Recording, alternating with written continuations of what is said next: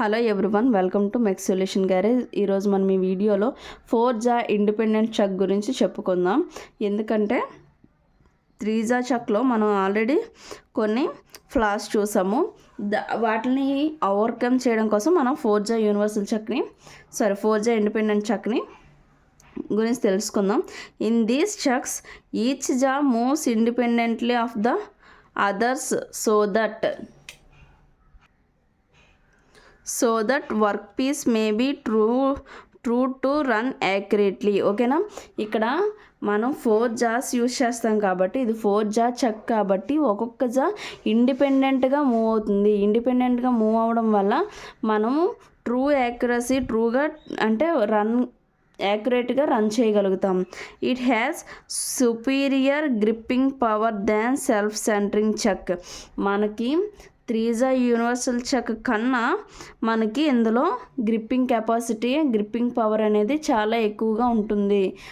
సుపీరియర్గా gripping power అనేది ఉంటుంది. And used for holding squares, octagonal or large irregular components.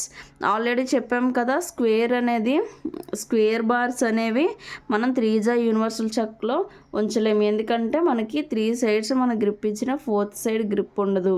So square, octagonal and large irregular components కూడా మనం త్రీజా చక్లో చేయలేము.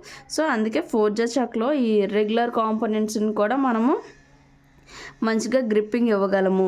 Jos of four jaw chuck can be reversed for holding externally on the workpiece and therefore separate internal and external jaws are not required.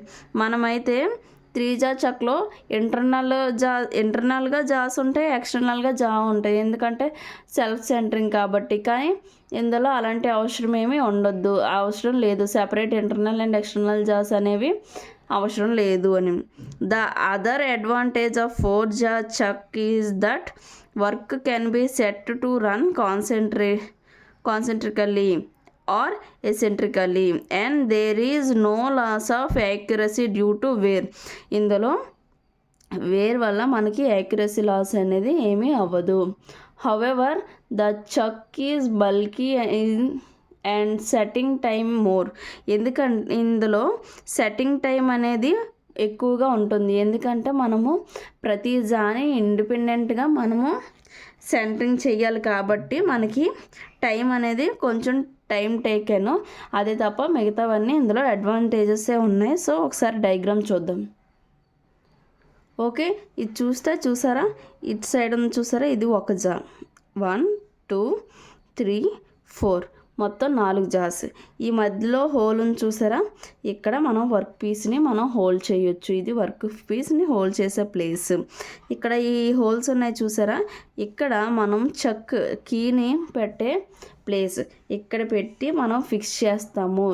ఈ చక్స్ని మనం కరెక్ట్గా మనం ఎంత ఇదిలో కావాలనేది మన ఈ చక్ని కీని ఇక్కడ పెట్టి మనం ఫిక్స్ చేసి లాక్ చేయాలి.